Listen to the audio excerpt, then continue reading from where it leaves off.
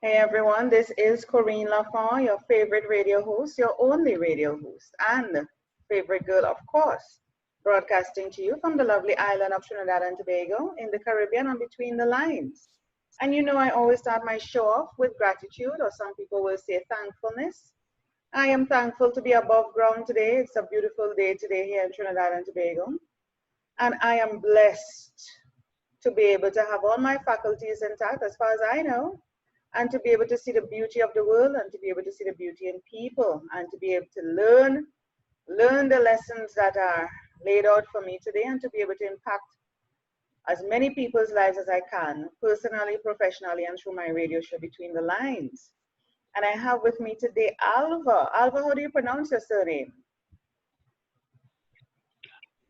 I'm sorry, I didn't understand you. I'm saying, how do you pronounce your surname, Alva? It's pronounced Hohl. Hohl, very good. So Alva Hohl. I have Alva Hohl with me. And let me tell you a bit about him. But before we do that, we're talking about the heart of prayer. Yes, the heart of prayer. So let me tell you a bit about Alva. Alva Hohl is a native of Iowa. He served the United Church of Christ churches in Iowa and Indiana for a 40-year span. He's now retired, but of course he's still a praying man. Master's from Eden Seminary in St. Louis, a doctorate from United Seminary in the Twin Cities. His late wife, Kathy, he has a late wife, Kathy. They have 2 adult children, and they're currently living in Huntington, Indiana. So welcome, Alva, to Between the Lines. Good to be with you. It's great for all of us to be here. So we're talking about the heart of prayer. Now, why the heart of prayer and not the soul of prayer or the mind of prayer? Why is it the heart of prayer? The heart of prayer because it is at the very center of our religious experience. The heart of prayer is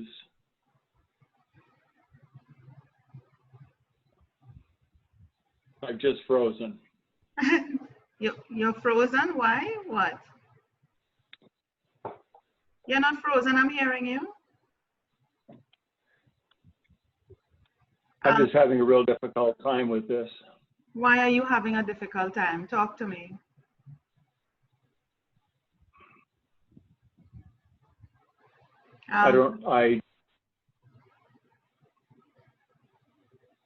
I'm not accustomed to doing this way. I can't see you. I don't know. I think we're just going to have to call this off. No, but we are talking. You're doing a great job. You're talking to me. We're on radio. It's come like if you call in to make a phone call to anyone that you're not seeing. You don't see somebody when you make a phone call? I see. Yes, I understand. Talk to me, Alva. So why is prayer from the heart? Well, prayer is more than just from the heart. That I don't know how to explain it. I'm terribly sorry. This is not working at all. Why? Tell me why it's not working. What is making you uncomfortable?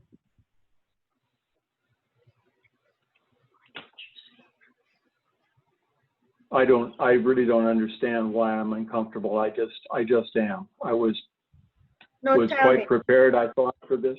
No, talk to me. We're talking. So you said you don't know why you're feeling uncomfortable. What are you feeling right now? Very, very nervous. Okay. Why do you think you're nervous? Because I'm not sure exactly how to answer your question. Okay. So there's no specific way to answer it. So let's deal with your nervousness. Are you nervous because you're not seeing me? Yes. Okay. And I feel as though I'm not really communicating with you. Okay. Because I really work best.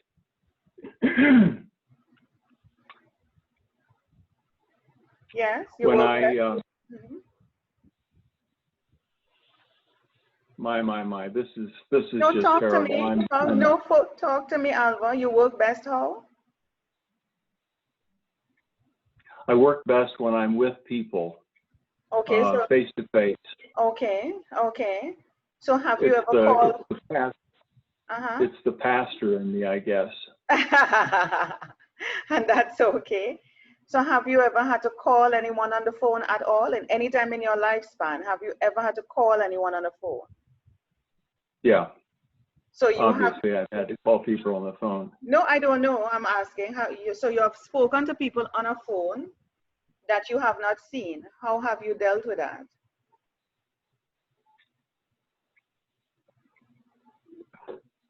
I've talked to them. Okay, so you talked to them. Did it make you nervous that you did not see them while you were on the phone? No. So why is it making you nervous? This is much different than that. How is it different? You're making a phone call. I give you a phone number. You made a phone call to me and we're talking on the phone. This is not live. It's just me and you. Why aren't we on Zoom? We are on Zoom, but Zoom allows you to call in as well. We are on Zoom. Okay. But Zoom allows a phone number for persons who may have a difficulty logging in, because you made it clear and I picked up that you were having difficulty with the technology. So I'm making it easy for you by calling me in. Mm-hmm. I'm trying to make I understand that. I'm trying to make you comfortable. Yeah. I'm trying to make you comfortable by call, because I normally don't do the calls. I normally do with a video where people can see. But because you were having a challenge with the technology, I said, you know what, let me give him a number to call me. And also what I do, I normally feature my guest website. And you don't have a website, because I normally showcase their website coming to the end of the episode, so that persons can know where to go to their website to get their books or to get to know more information about them or things like that. So seeing that you don't have a website, I said, okay, this works out perfectly. There's no need to really have a showing of me and you. We can just talk like on the phone. But I am recording it so that I can also put it on YouTube as well. So we are having we are having a normal phone conversation. Mm-hmm. You asked me why heart rather than soul, or what was the other question? What was the other option? Yeah, I'm just saying, why the heart of prayer? Yes, why the heart of prayer? Why is prayer associated with the heart? Prayer is associated with the heart because in my research, I was able to discern that in the Eastern culture, in Eastern religion, the various parts of the body are associated with, the heart is associated with our intellect, our reason, our logic, as well as with the more emotional, sentimental parts of our being. It's a combination of those things. Oftentimes in Western culture, we associate the heart with that which is romantic or emotional, has a lot of feeling involved in it. In Eastern culture, those things come together. Okay. And so when we're talking about the heart, we're talking about approaching things in our lives, in our experiences, from both the head and, or not the head necessarily, but we're talking about it in terms of reason and logic and understanding, along with a sense of compassion and tolerance and patience. Okay. The heart's a combination of those things. Okay. And so prayer comes out of that experience of the heart. Okay. Now, I've been thinking a lot about prayer. I mean, I'm a Christian. I believe in God, so I am totally dedicated to God. You know, I'm on a spiritual path. I'm on a spiritual journey. So Mm-hmm. I am thinking about prayer lately, the word prayer, and I saw something in my communication with people the other day, and it was saying like, how do people pray? You know, some people might just lip it, you know, word it out of their mouth, words out of their mouth. But really, when we're talking about the heart of prayer, how, how do you really pray? Is there a standard way to pray? Because some people may have a conversation with God. You know, some people may just meditate. People have different ways of praying, and there may be, I don't know, is there a standard way to pray, to connect with God? Or is it a personal approach that we individually take when it comes to prayer? I think most everything we do is an act of prayer. Mm-hmm. The life we live Mm-hmm. is prayer. I like that. Sometimes it comes out as an expression of anger. Mm-hmm. Sometimes it comes out as an expression of anger or lament. Sometimes it comes out as an expression of great joy. Wow. And the desire to praise. It's just plain living life. I never thought of it. I never thought of it that way, you know, Alva. You know, some people think prayer, you know, like when you read something that's from the Bible, or there may be specific written words, and they say that's prayer. Or if you ask God Mm-hmm. for something, but when you say, I find that very significant. When you said that it's a living, you know, you're living it, and your whole life is an act of prayer. And when you said anger, that really made me think, because anger is coming from an emotion where there's something that's bothering you, and this is how you manifest how you feel. I like that. I want you to expand on that. Mm-hmm. Okay, I will expand on it by saying that I think prayer begins with our ability, with our need for us to observe, to know, to see the things around us that are going on, and those things then become the object, or can become the object of our prayer. We not only just see them, but we are able to sense about them. We're able to hear what's going on in the life of a person, or hear what's going on with an event, and begin to know more intimately what's happening with that individual, or what's going on in that event that's taking place. And then I think we begin the act of prayer. And that act of prayer is establishing or engaging in a solidarity, or being with a person, or being with an event, and really being inside of it and understanding what it's about. It is, in a sense, if I'm working with a person, it's sort of standing with them in whatever the situation is that they're experiencing, or that I'm experiencing with them. And that solidarity can move us to some kind of action in the lives of another, or making it possible for the other to see what kind of action can be taken. We had an experience in our church where we prayed for one of the girls that was captured by the Boko Haram in Nigeria. And over the course of 3 years, we prayed every Sunday for her by name.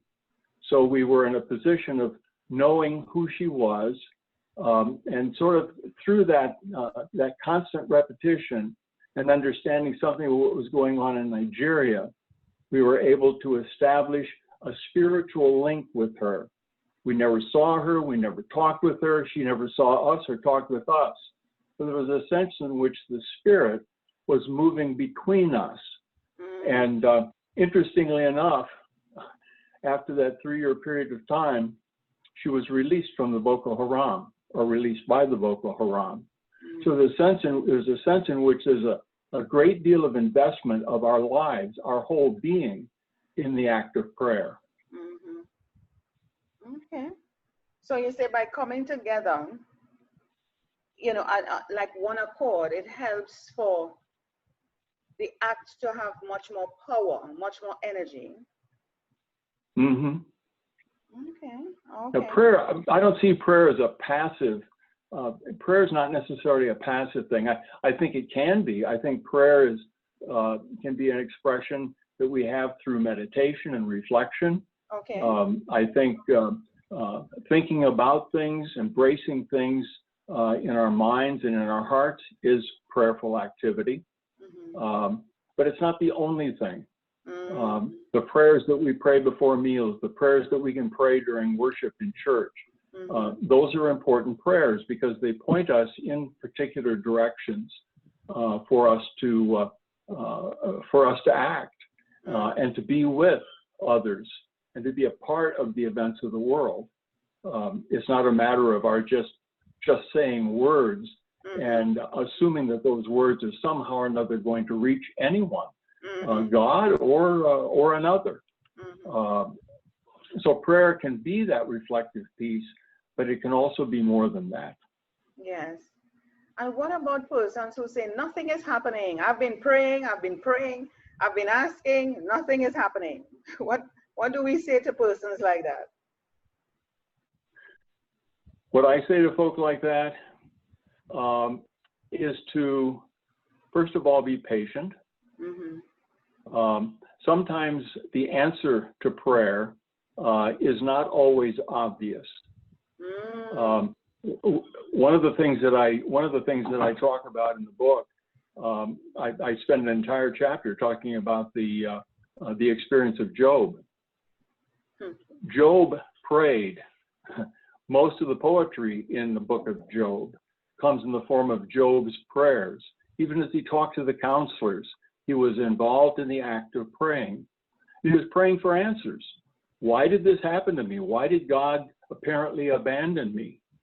And during the entire experience, Job was asking for answers, and he did not particularly exercise patience until he came to the point where God spoke to him out of the whirlwind. And Job began to realize that the answer was not what he expected, and it did not come in a way that he expected. But he was open. He was open to the experience of God's presence. He never really gave up on God. It looks like he did, but he never really gave up on the experience of God in his life. God was there, and deep down inside, he knew that. And when he needed to find the anchor for his life experience, he was able to connect again with God. So sometimes we don't. Yeah. Go ahead, I'm listening. Okay, sometimes we don't. Sometimes we have to wait, and sometimes we have to look for prayer or experience prayer, be open to it, yield to the situation, and we find that sometimes the answers come in ways that are not expected. Job was a person who lived a conventional life, and he found that the answer was not in convention. It was in a strange and sometimes elusive but a wonderful place. That's the thing, Alva. You know, when we pray and we say, I want this, or I would like that, or you pray for something, you know, we are looking for it to come in the way we want it. And if it doesn't, we don't recognize it. And it passes us by.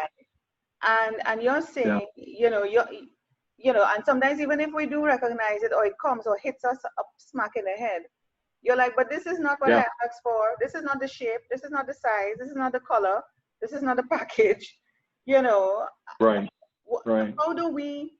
I mean, Job and these people were open. Not a lot of people are open to, as you said, the illusory ways that God may manifest things in your life and realize that this is actually a miracle I'm working for you. Here is the nugget in all of the other things that you're seeing. You're not recognizing I'm working through you, I'm working for you through this particular person or thing or circumstance.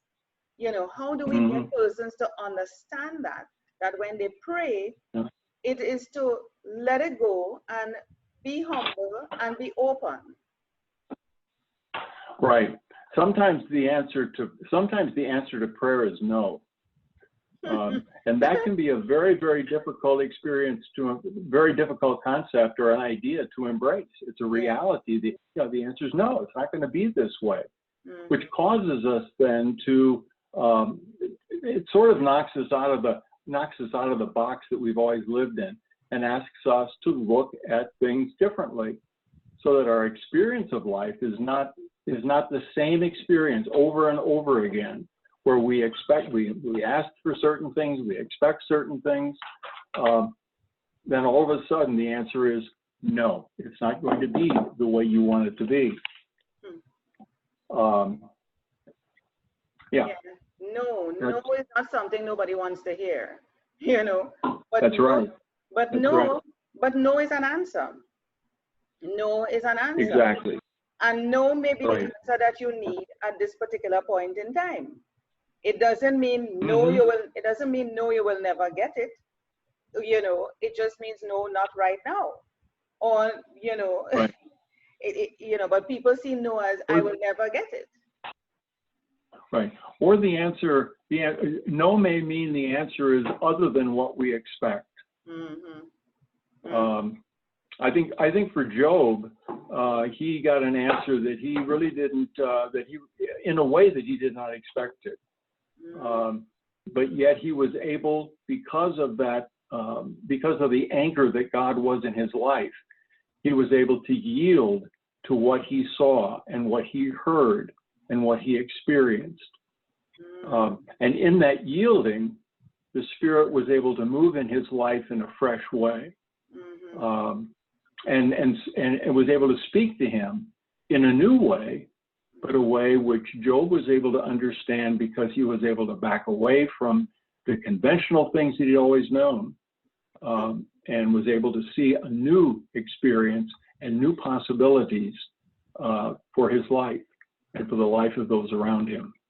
We are talking about conventions and yielding, and a lot of us are stuck in our comfort zone, Alva, our own ways, what we have grown to, accustomed to. We know this way, we don't know any other way, you know, or we feel this is the only way, there's no other way. And you're asking people to be vulnerable. You're asking people to yield. You know what yield means? Yield is communicating to people a sort of not only letting go, but a sort of submission. It means exactly. come down off your high horse, get off of your own thinking. Yeah. You know, I have a journal here that I'm picking up that I live by. Trust in the Lord with all your heart and lean not on your own understanding. In all your ways acknowledge him and he will make your path straight. Proverbs 3:5. And I mean, I'm constantly reminded of this. And when I'm, you know, on my own little challenges and paths, I come back to this. It's not a matter of what I think. It's what he thinks. And I have to just put my trust in him and whatever he says. So when you're talking about Job, had to let go of his own conventional ways and yield, you know, to see what God is trying to show him or what God is showing him that can turn out even better than what Job had in mind. It is difficult for us. How can we yield? How can we become submissive? How can we become humble? How can we lean not on our own understanding and yield to God's way of things? It's one of the most difficult things that I think a person of faith has to do, is to yield. There's a model for yielding. When Paul writes to the church at Philippi, he describes Jesus as one who emptied himself in order to make room for the gift of the Spirit. That means yielding. Sometimes sometimes we're not able to do that until we're pushed to a place where we don't think we can move any place. It's like we're at our wits' end. We don't know where to go. We don't know what to do or say. We don't know. We know absolutely nothing. The only thing we can do is to allow ourselves to give way to our own way and allow something else to come into our lives and speak to us. It's very, very difficult. It's the toughest thing to do in the world. I remember one time I was doing was on a retreat with a Catholic priest by the name of Basil Pennington, and he was he was leading us in a retreat on centering prayer. And in that act of centering prayer, one empties one's life, just gets rid of everything. There was a ballast in one of the fluorescent lights in our room, and the ballast would kind of would make that strange noise that ballasts do. Mm-hmm. And it got to the point when we were practicing centering prayer that we got to a point where we didn't hear anything. We didn't hear the ballast. We didn't hear creaks in the floor. We heard absolutely nothing. We had taken so much out of our life experience. We had been able to yield to that spirit and allowed the spirit then to come in. It was a wonderful, wonderful experience for me and for those of us who were involved in that retreat. Mm-hmm. But it's not something that is easy for us to do. And in our culture right now, we don't make room for those kinds of things. No. Everything is hurry up. Everything is it's just filled with activity. Mm. And instead of taking time away, finding that lonely place, allowing ourselves to just breathe deeply and let the things of the world pass by, and allow ourselves to be emptied so that the spirit can come into our lives. That's really important, and we don't do it enough, I'm afraid. No, we don't. We don't, because if you're emptying yourself, it means to say, some people don't even understand what emptying yourself means. Because I always say, when you ask people, who are you? They don't know who they are. They define themselves with the materialistic things of the world. I'm a doctor, I'm a teacher, I'm a mother, I'm an aunt, I'm this, I'm the neighbor, I'm a whatever. But if you're stripped of all of that, who are you really? Right. Or you can be asked to describe prayer and not have a clue as to how to respond to it. Oh my goodness. Some people say think prayer is the amount of times they go to church. I'm a regular church goer and I say prayers here. Or, I'm part of the Bible study group. I say prayers here. Or I encourage my children to say prayers every morning. They don't realize it's a constant way of life. Everything you do is prayer. Yeah, yeah. And unfortunately, we don't always teach that to our children. Mm-hmm. Or even model that out for other people around us, mm-hmm. For other people to see us at prayer or to see what prayer really looks like. We don't identify that much anymore. To talk to our children about prayerful activity in school or on the playground or with our neighbors and the other kids in the neighborhood. All of those activities are prayerful activities, but we haven't identified them as that. Sometimes they're seen as an intrusion, or they're seen as a negative experience, and we don't want negative experiences. We don't know how to see the potential or the possibilities in that which is negative. But all of that's prayer. Mm-hmm. Mm-hmm. Even the people that we surround ourselves with. Because if mm-hmm. all their acts are prayer, everything they do, think, say, are acts of prayer, their emotions, how they react towards you, you have to be careful with the people that you surround yourself with as well. Yeah.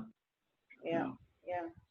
The heart of prayer. So tell me a bit about your 40-year span working in the church and the activities. Has there been any one thing that stood out for you that you felt was a challenge, that you thought, my God, I can't resolve this? Tell me. Yes, as a matter of fact, there was a very important event in my life that took place when I was serving in my third parish. Mm-hmm. I served in 4 sites of ministry. So I was in my 40s up to into my early 50s when I was in this third parish. And I was having a difficult time with the congregation because the congregation's sense of its vision and its sense of mission and ministry seemed to be in opposition to mine. Mm. And so it was a time of conflict between the members, some of the members of the congregation, and what I understood to be the general mission of the church. And trying to work through that, which I ultimately did, was required a great deal of prayer. And it required prayer that was manifest in conversation with people, trying to ameliorate the difficulties, find resolution, find compromise, find a whole host of things that would help us move beyond the impasse that was ours. It was an opportunity for me to learn some new skills in mediation and in counseling. And the interesting thing about it is that it prepared me to engage in ministry in my next parish, which was a divided parish. But it equipped me to deal with that new parish situation in a more effective way. So the experiences that I had while they were negative were not lost. They became a way of equipping me for another part of ministry. I like how you said that, and that's a great lesson to be learned from this episode, amongst all the other lessons that we have been sharing so far. Because a lot of people are saying, why me, why me, why me, as opposed to why not me? You have to go through the things. You don't know at the time when you're going through it that you're being prepared for something else. And you are meeting people, meeting people along the way that can help you to be prepared for that thing that is to come that you cannot see right now. But in the moment, you're like, oh my God, what is this? Why do I have to go through this? Why me? As opposed to humbling yourself and seeing there is a reason behind this. There is a reason, and just go through it, you know? Right. Yeah, we don't always see what the reasons are. We don't always see what the possibilities are, or what it is that we're being equipped to do. But if we, again, yield to what that's teaching us, it can make all the difference in the world in terms of how we're living in that present moment. One of the things that my late wife and I did during those times of difficulty and conflict in the church was that we'd get together on my day out of the office, and we ended up spending a lot of time trying to figure out where are we going to go if I'm asked to leave this parish. It seemed to be the natural thing to do, but it was not particularly the prayerful thing to do. Looking at it almost as a defeatist, from a defeatist perspective. Well, we've lost this battle. Well, no, we hadn't lost the battle. And eventually we were able to see where what we were experiencing was in fact a blessing, if you will, that made it possible for ministry to happen, not only there, but especially in my next parish. I am sure you would have done, as you mentioned, counseling with couples, marriages. You know, I find families are under the attack, marriages are under the attack. The heart of prayer. How do you see the heart of prayer, having a prayerful life, being able to be the solution to bringing back the families and marriages, couples, and relationships, building relationships? Yeah. I think the heart of prayer would suggest, to talk about the heart of prayer would be to suggest that persons understand or learn to experience the things that are going on in their lives from a different perspective. Instead of seeing them only as difficulties, being able to see them as opportunities for growth. Instead of seeing limitations and not wanting to cross over into other possibilities, inhibits the activity of prayer. It doesn't make, one of the things that used to have a sign on a little button on our refrigerator that said, life begins at the edge of your comfort zone. So instead of staying in that comfortable area or always looking for answers to life situations in conventional ways or in the ways we've always seen them or experienced them, giving us possibility to look beyond that, to look over that boundary that we have established for ourselves and said, we can't go any further than that. No, you can. It's possible for you to do that. And being with couples, for example, who are having difficulty in their marriage, being able to see options, being able to see opportunities that they've closed off because they have become so focused on the things that divide them, rather than being able to open themselves up to things that might be potential and possibilities for them in their relationship. That's not always an easy thing to do. But that's what a pastor is about, being able to take a look at those things and asking people to come clean with what is it that you're really talking about? Are you talking about your relationship? Or are you talking about those things that you hold dear, that you don't want to give up, or those things that you harbor against the other? So in that conversation, one is engaged in prayer, engaged in the opportunity to allow persons to empty themselves of all the stuff, of all the baggage that they bring to a situation, to a relationship, to a marriage, to allow that baggage to be released, given away, given up, in order that new possibilities, new ideas, new experiences can become a part of their lives. Wow. Giving up those things. You know, we have been influenced by our parents, the school system, society, the media. We have become adults, let's call it that, and we decide we're going into a relationship with another person. And you're telling me I have to let go of the things that I know in order to join union or be in union with someone else. It's a difficult thing, you know, it's a difficult thing, you know, the letting go. Right. But for the sake of having a happy, long-lasting marriage and a happy home. You know, and I wonder if the counseling sessions are worked, you know, structured towards that to help people to understand the seriousness of marriage and the family. Right. Yeah. Sometimes we have to give giving those things away is oftentimes, we think giving that away is giving up. It's giving up to the other person. And when we're at odds with somebody else, when we're at odds with our spouse or angry with our spouse, we see giving up, we see emptying those things of ourselves as a way of, well, now she or he has got the best of me now. No, what that does is it frees one up to see things differently, to experience things differently. Rather than to always see the other as an adversary, always seeing what the other person says as being against me. It's freedom. It's freedom. And we don't always experience that at the very beginning.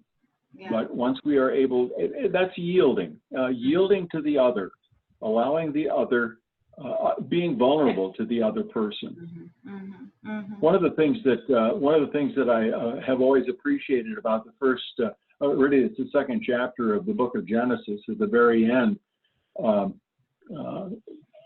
the narrator says that the man and the woman were both naked and were not afraid. Yes. They had taken everything that they had used to cover themselves up, to keep themselves from the other. They had given those things away. The fig leaf, whatever it was, they gave it away. They stood totally vulnerable in each other, in front of each other, and were not afraid. They were free. They were free to be who they were with the other, and they were able to live a different kind of life. And isn't that ultimate? And that's life freedom. Yes, and that is where we should be working towards, that freedom to not feel inhibited or closed in or intimidated. Right. That we have that freedom to just stand in front of each other, not criticize, any such thing. That is really total freedom. Right. Just being vulnerable. Is there anything, I mean, if you, go ahead. I was going to say, that's really the heart of prayer. That's at the heart of prayer, is that sense of vulnerability, of being able to be open to and to experience the gift of another, or to experience the gift of a situation that is going to have a way of impacting your life and reshaping your life in new and fresh ways. It'll make all the difference in the world, rather than holding on to the things that we hold so dear and think that those are the only things that will be meaningful in our lives. I love that. That's a great way to wrap up the show, Alva. I don't want to say anything else after that, honestly. I think that's a great way to round up the show, because we just came full circle from what we were talking about in the beginning. Not understanding the heart of prayer, to having a totally very clear illustration of what the heart of prayer represents. That vulnerability of Adam and Eve on the day, when they were exposed to each other and they didn't feel it, there was total freedom. And that's really what we're supposed to be working towards. Yes, Alva. So what are you working? What are you working on these days? What's for 2020 for you? What I'm working on right now, in fact, I'm working right now on a study of the Revelation of John. I'm going to be leading a class at our church on how to read the Revelation of John, and trying to explore the various dimensions of the Revelation, and trying to take a look at the ways in which our culture has taken sort of 2 or 3 different approaches to the Revelation, and those approaches don't always match. And I'm going to be trying to explore what those approaches are, and how they might impact our lives, and understanding not only our faith, but our faith in relation to the culture and the cultural experiences that we're having right now. So that's what I'm working on right now. I'm also wanting to work on a daily devotional book that will be connected with the common lectionary, the verses or the various biblical passages that we read Sunday by Sunday. And that's going to be a real challenge, but I'm looking forward to doing that as well. Nice. That sounds like you'll be busy. I think so. And that's what I want to be in retirement. I want to be busy, and I want to be engaged in the things that, to explore the things that I did not always have time to explore when I was engaged in pastoral ministry full time. And that's one of the joys of, I wouldn't have written a book, didn't have time to write a book when I was a parish pastor. But to be able to reflect on all of that over the course of over 40 years, and being able to put that down on paper was a real treat for me. Oh, nice, nice. Before you go, I want to be able to ask you this final question, if you don't mind, to help persons. Okay. To help persons to understand the Bible. Some people have done the Bible cover to cover.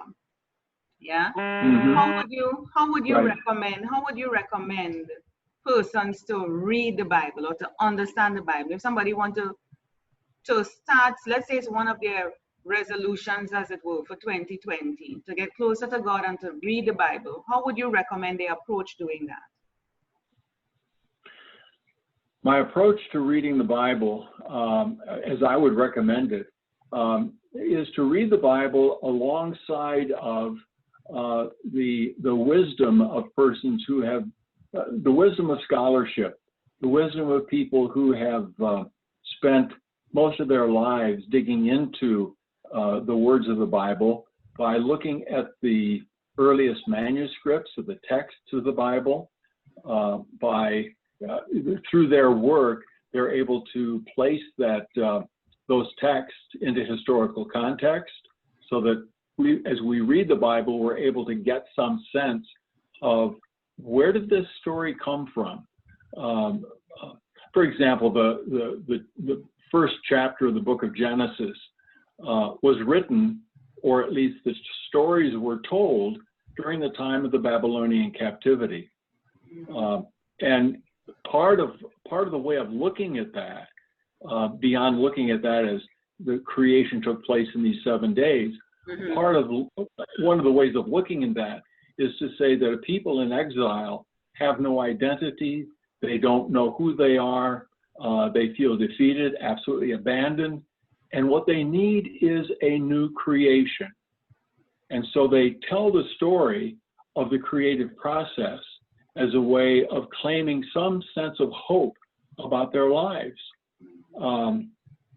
And when you get to the very seventh day, God creates humankind and is very, very, very much in love with what God has made. And so for people who feel unloved and who have no identity and have no one to care for them, but who are slaves to a greater master, it's important to know that they are in fact loved by God. Mm-hmm. So it's that kind of thing. Reading the Bible in relation to with the help of others. I think that's the way we read it, and I think reading the Bible in Bible study groups where you have more people to share their ideas and their insights. It's okay. I think it's okay to read the Bible at home by yourself, but it gives a new dimension to it when you're reading it with someone else and you have their ideas, their understandings to share with you. It's also important to read the Bible because most of the Bible should be read out loud. We tell stories out loud, and the Bible is filled with stories. And so we share those stories out loud, and they sound, they seem to mean different things to us when we're able to hear them read aloud rather than silently. So those are a couple of possibilities, I think, for people to use as they're reading the Bible. Thank you so much, Alva Hohl. I really appreciate the time that you have spent with me. I think we have gone about an hour, almost an hour in talking. And look at how we started. You were uncomfortable and we started to flow so nicely. How do you feel now? I feel a lot more comfortable. I feel more at ease. Yes. I thank you for hanging in there with me and dealing with my I've never done this before, and it's not doing things. I talk about yielding to experience, and yet I'm so much in control of my life that it's virtually impossible for me to do that on occasion. And I found myself doing that today. And so thank you for hanging in there with me, and your kindness has been greatly appreciated. Yes, you see, so you are actually an example of what you were saying. I guess so. Oh my goodness. Thank you. Thank you. That's not a problem, Alva. So your name is Hohl for holy, right? Short for holy. Alva Hohl. Yeah. That's my email is holy one. Holy one. holy1@gmail.com. That's right. That's right. Holy1@gmail. Yes. So if anybody wants to get in touch with me, that's the way they can do it. Definitely, and I will definitely share that email with them when I'm promoting the show. Thank you so much, Alva, for sharing your wisdom, for continuing your work. Even though you're not pastoring, you're still spending time with God, and that is important. Indeed. Indeed. Thank you so much. You're welcome. Nice visiting with you.